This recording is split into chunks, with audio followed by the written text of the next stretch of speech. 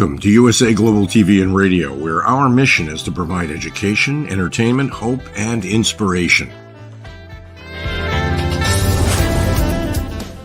USA Global TV and Radio connects you with experts and audiences all around the world every single day to help you succeed in business and to live a richer life.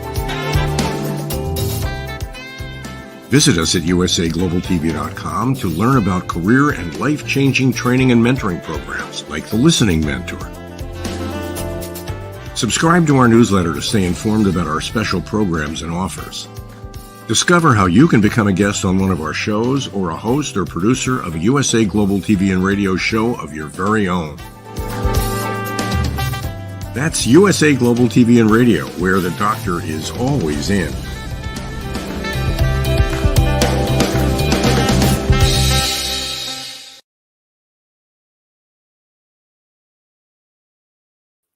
Hello and welcome to USA Global TV and Radio. My name is Caroline Heward and I'm known as the Harley Street Stress Expert, and I'm also the resident therapist of USA Global TV and Radio. Our show today is Talking Heads, and I'm an expert presenter in today's topic, which is understanding loneliness, how it affects mental health. And I always like to start with a definition. This is part of the Mind and Body Connection series. So let's begin. Definition. I found a couple of definitions that I thought would be interesting to share with you. And as with all of my topics, I like to do up-to-date research to make sure that I share the best information along with my own expertise and my own knowledge. So this is the definition that I found that was a general one. Loneliness is a state of distress or discomfort that results with one perceiving a gap between one's desires for social connection and actual experiences of it. Even some people are surrounded by people, by others, and still feel a deep sense of pervasive loneliness. And that to me resonates in terms of how loneliness is felt. And the reason for that is that I experienced such a type of loneliness like this in my own life, which I will share with you later on in this episode. What is loneliness in terms of psychology? Now, this I found very interesting.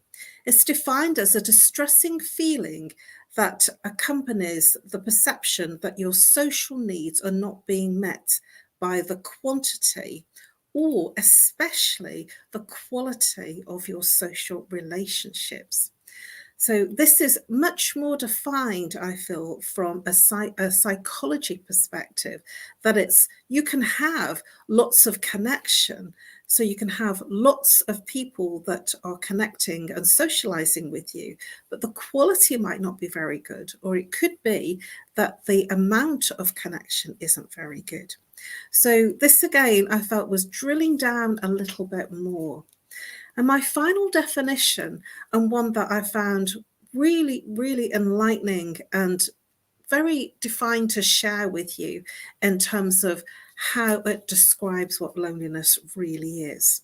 And this show is about understanding what loneliness is, because sometimes people say I'm lonely and it's not what we think it is that they're feeling, or we don't know whether we feel lonely. So I felt that it was really important to look at these different definitions of how different organizations describe loneliness. So from Verywell Mind, they say most definitions describe it as a state of solitude, being alone. Loneliness is a state of mind. And this I'm very agreeing with. And it's linked to wanting human contact, but feeling alone at the same time, which causes people to feel empty, alone, unwanted, and craving human contact. And furthermore, that they feel in a state of mind where it makes it difficult to make connections. You can be alone and yet not lonely. So this is the flip side, the other side. You can live alone or be alone, but not actually be lonely. Solitude is voluntary. It's your choice. When you choose to be alone, and sometimes I do that if I want to do a meditation, or if I want to do my dance, or if I want to just sing for all England, to raise my vibration. And I'm certainly alone here with you in my living room, in my own home studio. And I'm alone in the quiet. I'm not feeling lonely, and it is a choice. And this is what I wanted to share with you, that sometimes people think because people live alone or they're alone for long periods of time that they must be lonely. And that is not the point.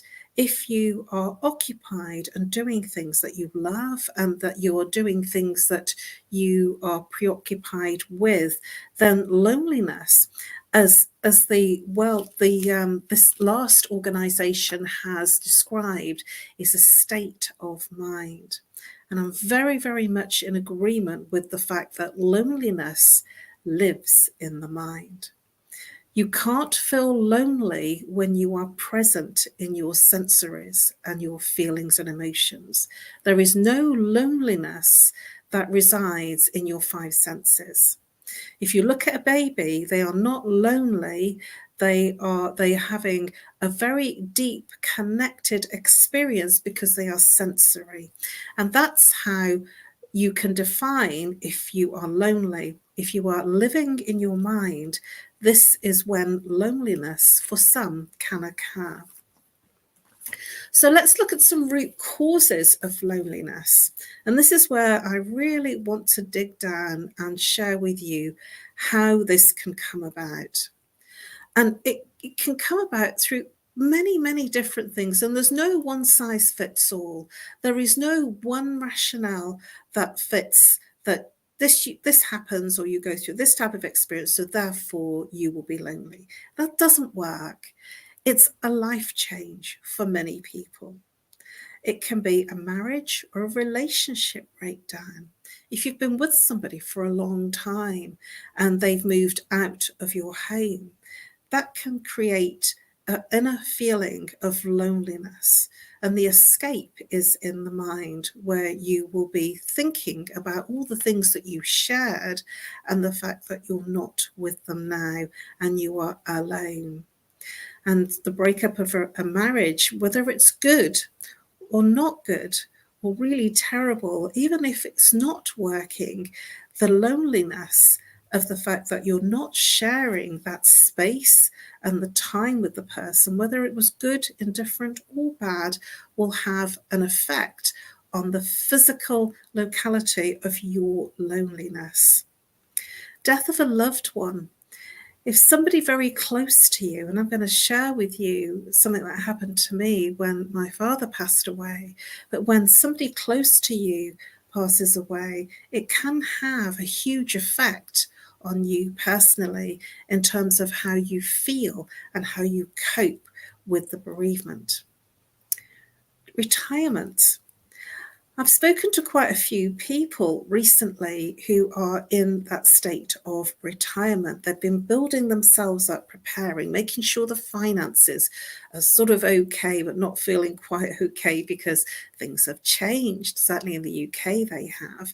And there's lots of uncertainty about the changes of age, lots of uncertainty about what level of pension they will get. Certainly in this country, I'm not quite sure how the pension is in other countries, but in the UK particularly, there has been a lot of conversation and a lot of uncomfortableness about the future in retirement.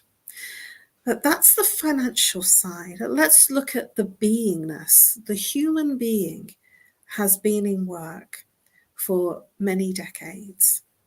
And suddenly they're not in work and they've not got that social interaction, those conversations around the coffee machine, those conversations with colleagues, and they're not making the daily trip to work. They're not in that commuter territory of speaking to other people that they're commuting with on the train or on other modes of transport. They're not listening to the radio or doing the things that they were doing if they were driving. There is just nothing.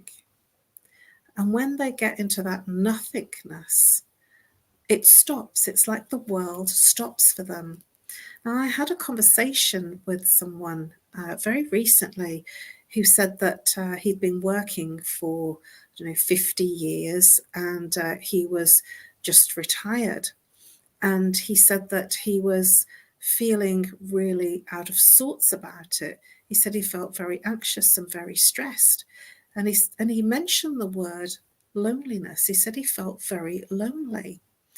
And when I dug a little bit further into what he was feeling, it was because he was missing the interactions of the work environment, even though it was very hard work and he was in a big environment of a team and lots of interaction in terms of interdepartment teams and also other global entities within the organization.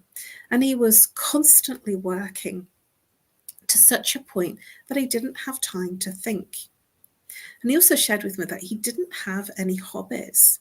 He didn't have anything that he did apart from go to work and come home and eat, sleep, and prepare for the next day. And so when his life stopped in terms of work, he didn't know what to do, and he was stuck. And in this place of being retired, he felt a hopelessness of being out of work. Even though he was getting his pension, he said that there was a feeling of isolation from what he used to do versus what he was able to do now. And he was trying to find things to fill his time. And he was feeling very isolated. Now, isolation can create a level of loneliness. It can create a sense of not being wanted or needed. And that's certainly what he shared with me, that he didn't feel needed, wanted, or cared for. And he had such a lot of impetus in his work, in his working life, and he'd worked for the same company, I think he was telling me, for about 30 years. And he said he's given his life to this company and now it's all gone. And this is how some people can feel the isolation, the desolation of loneliness, of feeling alone and not wanted anymore. And so this can create a level of loneliness. Moving house or country. Certainly in our current times, we've become a global marketplace. And what happens because we're global is that there is more travel. And some people, especially in our current times, there's been a lot of war and civil unrest and conflict where people are leaving their home countries and their home cities because of fallout, and there've become a lot of refugees and people displaced because of war or civil unrest. They've been displaced from their normal home country. And so they're traveling across to the UK, to Europe, and to other countries, and starting over, starting again in a new country with a new identity and a new way to live. And many people in this label of identity and being a refugee, of not a home, that out of their home, they would have had things, belongings, they would have had a life and a culture and a lifestyle, and all of that is gone and they have to start again. And they will feel a level of loneliness from what they had versus what they experience now. And there are many people in this situation that can't understand why they feel lonely, because they've been so caught up in the doing and the activity that they become a state of being of loneliness, and they're thinking and analysing and not experiencing what they were experiencing in terms of their life and feeling isolated from what they know. So being out of comfort from their own home country and environment and culture. I've known many people that have moved out of the country into the city. Many people travel from the north of England and go to the city, to the south of England, and work in London. And many people are not going to homes where they're with family or friends. They're actually living alone, and they're working and living alone.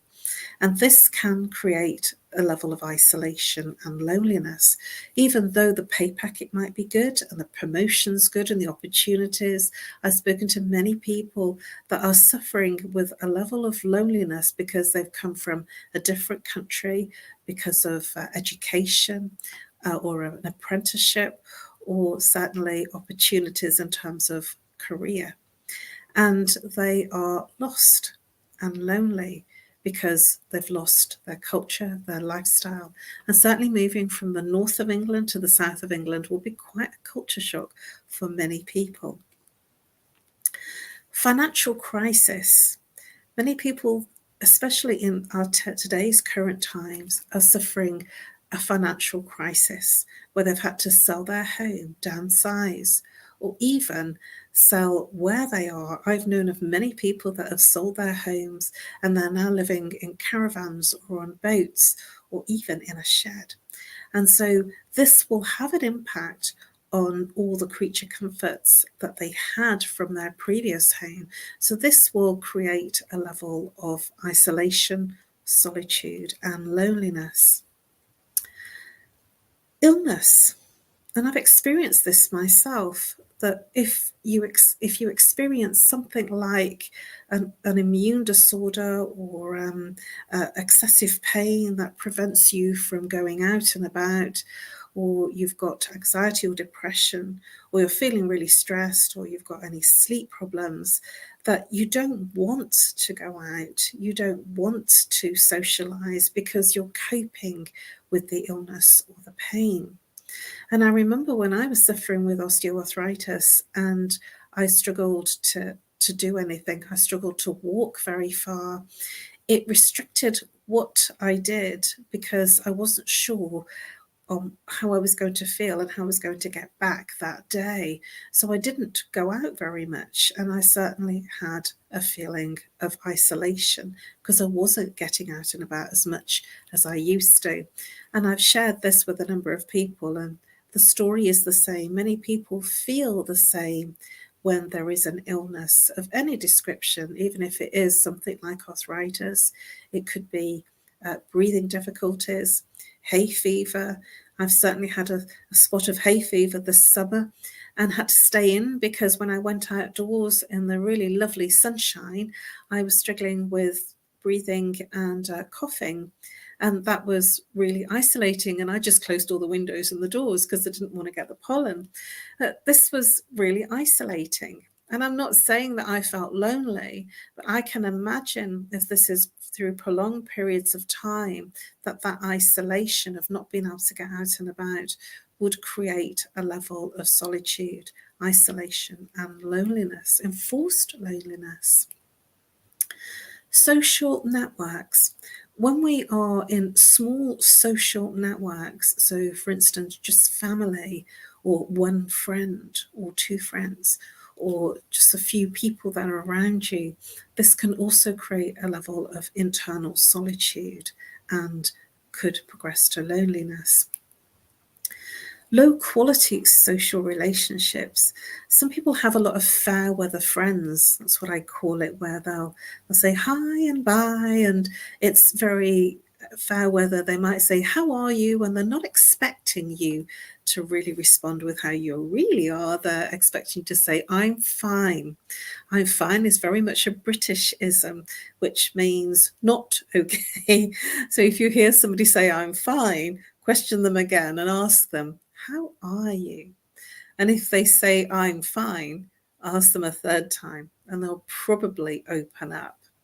And that's what you want. You want people around you that care enough and that have that connection with you that's deep enough, rather than the fair weather variety. Because the fair weather person isn't interested. It's a hi and bye and thank you. Great seeing you. And it's flutter by. It's not deep or genuine. It's just a sign, and I would rather say an acquaintance rather than a friend. The pandemic, I don't even like to use the word because it might actually create it again, but the pandemic certainly created a lot of isolation in many people. Many people were enforced to live and work from their homes, or indeed not work at all. And this created a huge amount of isolation and enforced loneliness. There were people that were forced to stay at home with their family and their children, their husbands, wives, and their children, all working from home, studying from home. And it created a lot of anxiousness in terms of operating from home and doing work in a quiet space. This also created, I lived alone during this time, as I have for a number of years. And so my loneliness or isolation was quite different. It was the fact that I couldn't get out and socialise. There wasn't the connections to talk to people. But what I did have is that connection with the online world. And I certainly spent a lot of time on screen. And this is what changed for a lot of people. They spent a lot of time on screen, and in developing relationships on screen, that made them go more internal. And now, we were never made as a human being to have all of our interactions in a screen. And many people were in a small screen, a phone screen rather than a laptop screen, which would have been even more tiring and energy draining. And so in that space of only being in screen time in terms of the social interactions, you could be forgiven for feeling that level of tiredness. I did hear the term, which I felt myself, Zoom ache, which was a Zoom tiredness. And I felt it very early on, and I thought it was me being abnormal because lots of things went up onto Zoom. But what it did was it actually enforced a level of internal isolation. So screen time, although it was really good to connect and to ensure that I was experiencing that conversation, that back and forth conversation, it still had an effect. I'd like to share with you a story of when I was networking shortly after I lost my dad in 2000. I went networking, and it was at the House of Commons, and it was on the terrace. It was a beautiful, beautiful networking event, champagne reception, canapes, and it was such an amazing location. I'd been going to this networking event. It's an annual event once a year, and I was known by many people for a number of years. And I went to this event, and I remember having a conversation with someone sort of halfway through the event, and they came up to me and noted that I was working the room. And he said, "I've noticed that you're working the room, and I'm quite enthralled about what you're doing and how you're connecting with people." And I felt that that was a compliment of sorts, because I didn't feel like I was connecting. And more to the point, it made me reflect on what he'd said at the end of the evening. And I remember saying, lots of people greeted me, and I had lots of fair weather conversations, and I had lots of interaction. But I actually felt, in a room full of people, I was the loneliest girl in the world. And it's because of that interaction, after an hour of the 2-hour networking event, which was on the prestigious terrace of the House of Commons, which is not for public consumption. You have to get a special invitation to go. And because it was so special, I thought, I'm going to be there and I'm going to enjoy it. But I didn't. And it was that person's comment that made me reflect. So if you are feeling that way, if you feel that you've got lots of people around you, lots of connections, lots of conversations, but you're still feeling lonely, it was the most craziest feeling, because I remember saying, I'm in a room full of people that love me, that know me, and yet I feel like the loneliest girl in the world. And that insight and awareness, because of that interaction that I had after the first hour, made me start looking, and it made me start seeking what was going on. Why was I feeling like I was feeling? This is about the mind and body connection. I lost my dad, and losing my dad made me internalize.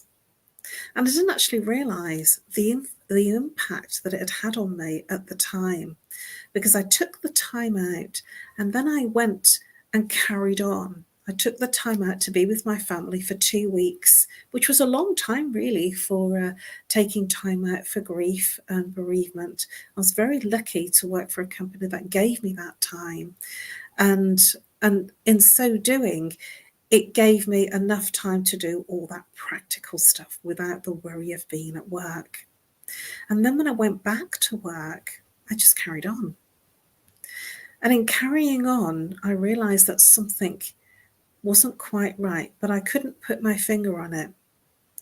And what it was there was a shutdown of emotions and feelings. At the time, I was in marketing and PR, and I was working for an agency-like company that worked like an agency. So it was very busy, lots of people briefing in and lots of work being done and lots of things that needed doing in terms of timing and budget. So it was very, very busy. I didn't feel anything. And this is a description of how loneliness can feel. Now, loneliness can lead to depression. And that's certainly what was diagnosed at the time when I reached out for help. It is a disconnection. Loneliness is a disconnection of feelings and emotions. It's also a feeling of being on autopilot, like you're going through the motions without the emotion, a sort of a robotic feel that you're getting up in the morning, you're doing what you normally do, and you think that you're living, but you're actually existing. And when I became aware of this, I started looking for answers. Now, the reason I've shared this with you is many people get to this point that there's a bereavement, there's a loss, there's a major change in their life, like a breakdown in a relationship or retirement.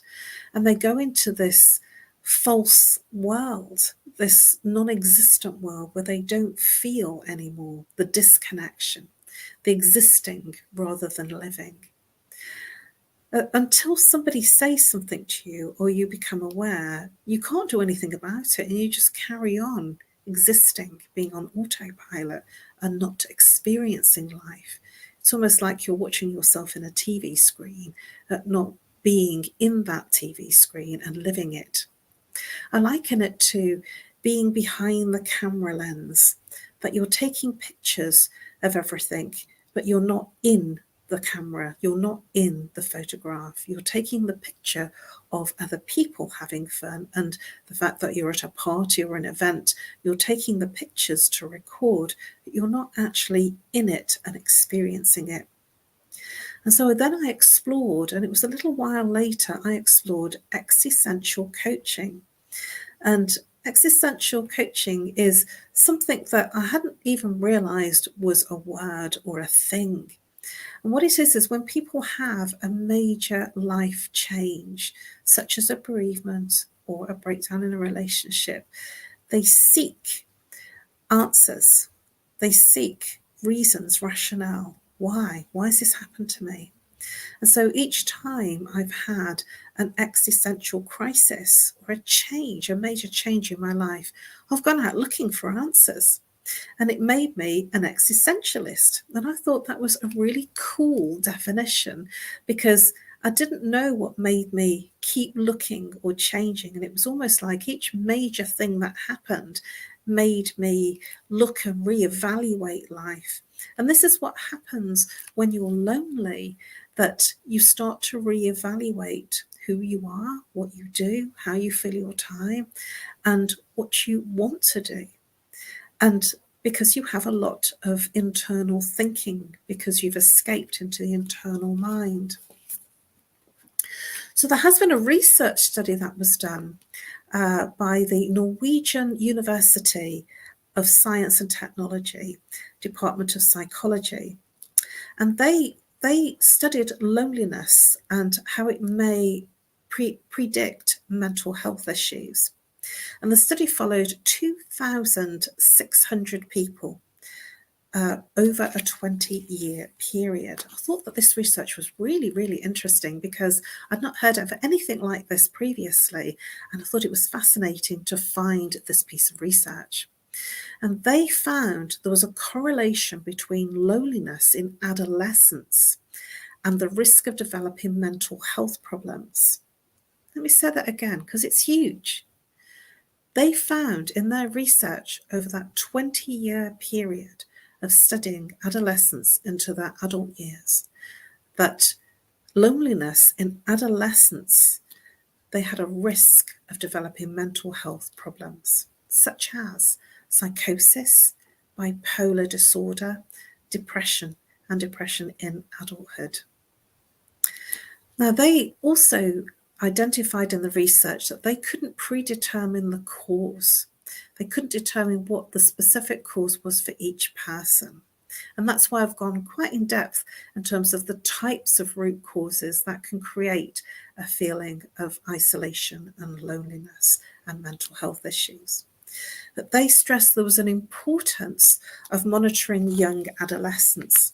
And I certainly think that we are here today looking at what's happening to our young children, especially in our current times of the pandemic, of the isolation in terms of education, schools, universities, colleges, work situations of being at home, and family situations of not being able to mix with other people, other friends.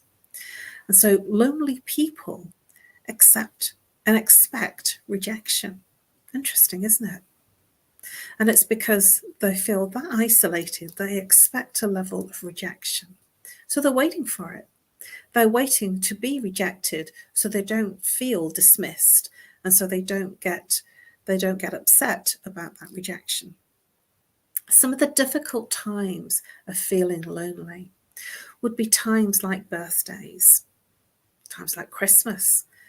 You'd be surprised how many people reach out to me on Christmas Eve, Christmas Day, and the Christmas holiday, and New Year's Eve and New Year's Day, the Christmas break, where most people are with their families. This is the time when, if you are feeling lonely because of a relationship breakdown or not being with your family, or your family have passed on, this is the time that a lot of people will feel an anxiousness and depression and loneliness. Bank holidays. In America, I believe they call them Labor Days. The days when people usually are with their families and they're doing something, or with friends. If you're isolated and lonely, this will be a time that you'll feel it more. Holiday times, summertime. Extreme stressful situations like a home move, a job move, a change of working environment, or a change of circumstance or situation that is causing extreme stress, even illness. So the research studies show that there is a relationship with physical health, and it's linked to conditional and emotional stress. It also will lower your immunity. So if you are feeling lonely, it will affect your immune system and affect how you pick up viruses and how it affects your health. Research also showed that loneliness and depression creates poorer health and well-being. Now, this would make sense. If you're feeling lonely, your energy levels won't be so high, and it will lower your immune system because the energy levels are in the root chakra, which affect your endocrine system. In your endocrine system, it is the root chakra is related to the adrenal gland, which is where your excess energy or no energy is stored. So if somebody is feeling lonely, they will have depleted their adrenaline and they will have a low energy. And that also affects your immune system, it affects your blood, your skin, affects your hair. And so if somebody is complaining, also your teeth as well, and bones, your skeletal, and it also affects your nervous system. So if you are feeling lonely, it would not be surprising that there may be other disorders elsewhere that you are battling with, because they're all connected. And it might be that you've reached out to the medical world and on medication for different ailments that you are experiencing. Sometimes they counteract each other or they cause their own level of side effect. Some areas of the research actually looked at physical pain and adding an explanation to the phrase broken heart. So if you're feeling a level of physical pain, it actually can be related to, some people say, I've got a broken heart, I'm suffering with a broken heart. And so this will enforce that feeling or that understanding of why you have that feeling of a broken heart, because it's a physical pain. So loneliness, being a state of mind, actually affects the body as well as the mind. I focused more on the mental health side of things and how you will feel internally in terms of the mind, and more importantly, how that relates to your everyday life and how you'll respond and react. Here's some tips for overcoming loneliness. And it's not definitive, and it's important, especially if you are feeling loneliness, isolated, and you're feeling that level of insecurity. It is important that you look at why. And it's not so easy when you are the one that's suffering with the loneliness to identify why. And that's because you're in the situation. And so you can't work out what's caused the problem in the same consciousness of the problem being created. So here's some very practical things that you can do. Join a class or a club, so that will increase your level of social interaction. Go to similar interest groups, things that you are interested in, which will bring you out of yourself and out of what you are experiencing and feeling. Develop quality relationships. If you have what I call fair weather relationships, develop a closer relationships where you do have a genuine and real conversation rather than a very flutter-by fair weather conversation, which doesn't really satisfy the need for that social interaction. Hobbies and interests. Hobbies. I strongly recommend that making a hobby of exercise, whether it is going to the gym or running around the block, you'll be surprised how it will make you feel.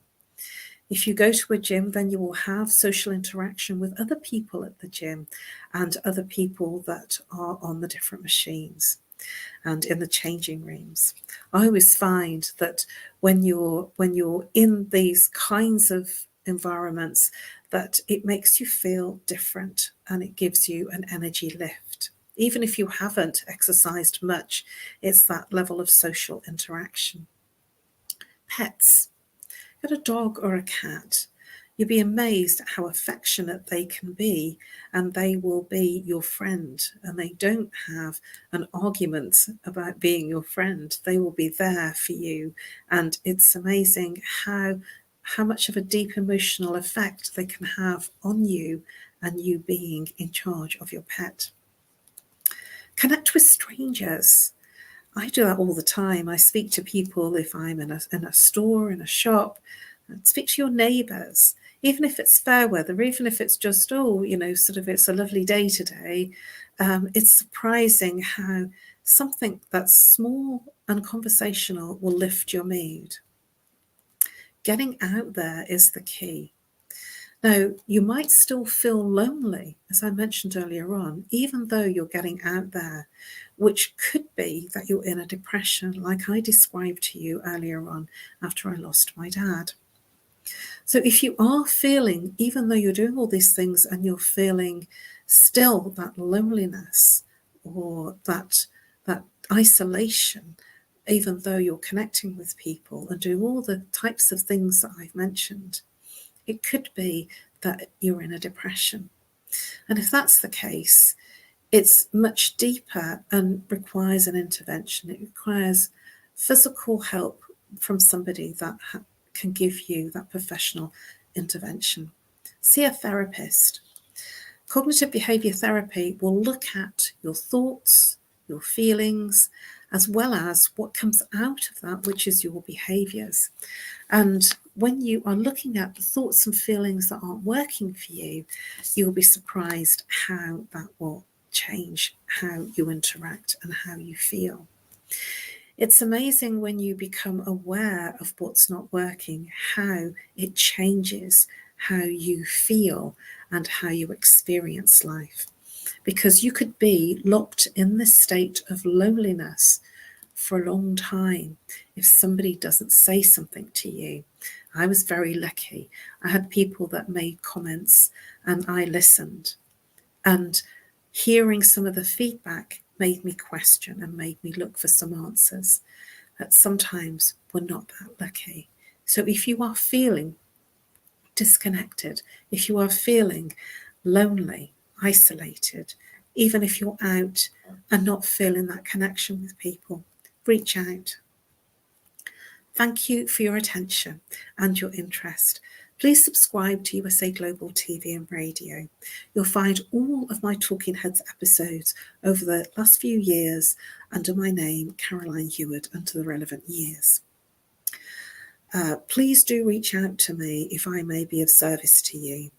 I offer a free 15-minute discovery call, and I'm offering a ridiculous offer at the moment for an hour consultation for £50 right now.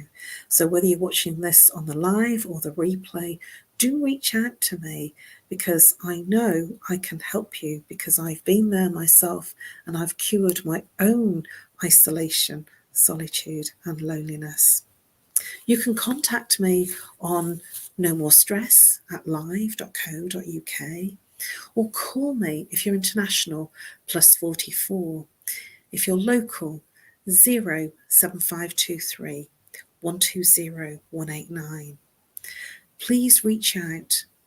I look forward to helping you break through the solitude and the isolation of loneliness that you feel right now.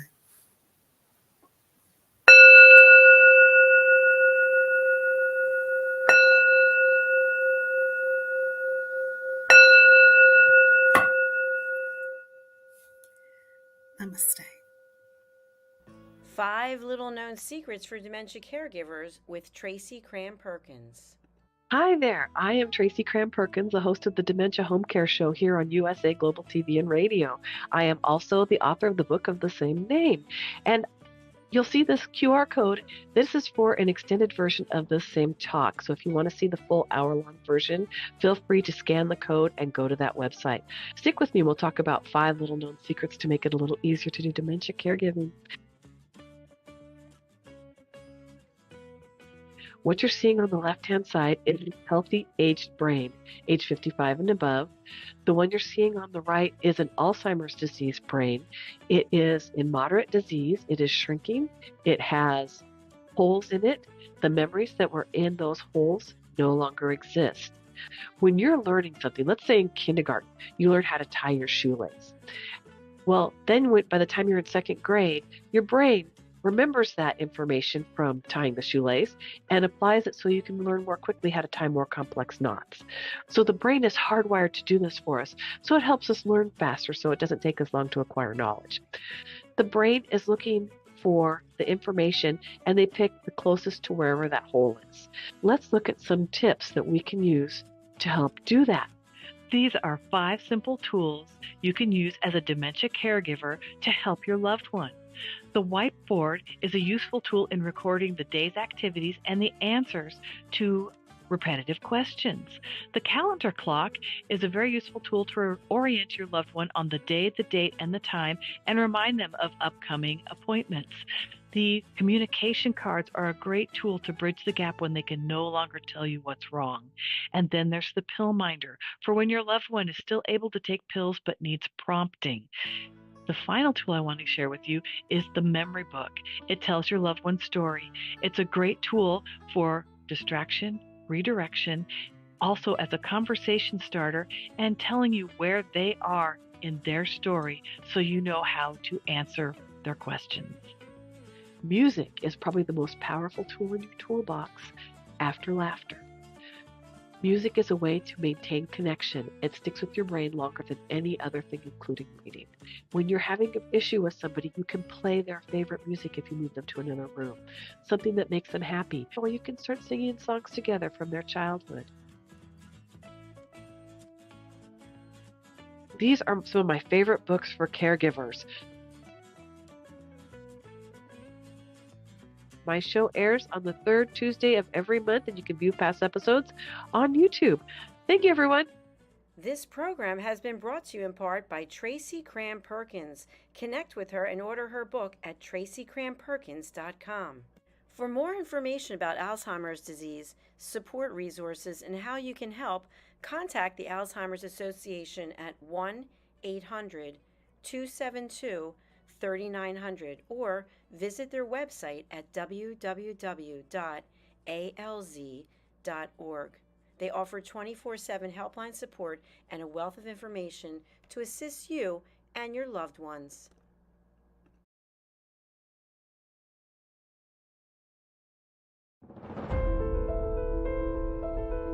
Hi, my name is Dr. Felix Kravitz.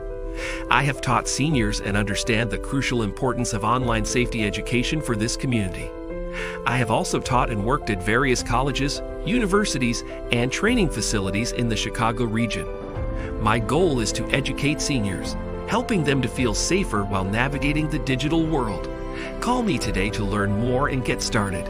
Together, we can enhance our seniors' understanding of safety concepts when using technology. Contact cybersecurityeasy.com LLC by visiting our website www.cybersecurityeasy.com. Call us at 847-845-9360 or email us at info@cybersecurityeasy.com.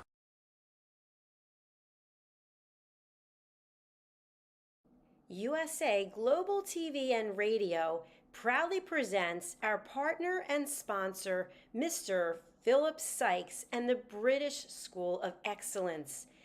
Building confidence, changing lives. And now, proudly presenting the Polished Professional. On a transformative journey with the British School of Excellence's comprehensive suite of masterclasses, crafted to elevate your professional and personal life. 8 outstanding modules will elevate you to the next level. Module 1, Exploring Life's Purpose, delves into the depths of self-discovery, guiding you to chart your unique path to fulfillment and success. Module 2, Mastering Professional Presence and Confidence. This masterclass is a deep dive into the art of self-assurance and commanding presence, which is essential for standing out in today's competitive landscape. Module 3, Learn the Secrets of Visual Impact, how to curate a personal style that amplifies your professional brand. Module 4, Mastering Professional Etiquette and Communication Excellence, navigating the nuances of corporate interaction with grace and tact. Module 5, Elegance in Eloquence. We impart powerful techniques to captivate and persuade any audience with your oratory skills. Module 6, Unlock the Potential of Your Emotional Intelligence, EQ, and harness the ability to connect, empathize, and lead with emotional savvy. Module 7, Mastering DISC, building a gateway to understanding behavioral styles, fostering better personal and professional relationships. Module 8, Mastery in Dining Etiquette, building your confidence to Perfect the subtleties of dining with finesse, enhancing your social savviness at any table. Step into the Polished Professional program where poise, elegance, and excellence aren't just taught, they're instilled for life. Join us to redefine your potential and polish your professional edge. To learn more, go to thebritishschoolofexcellence.com. The British School of Excellence are investors in people. Let us invest in you.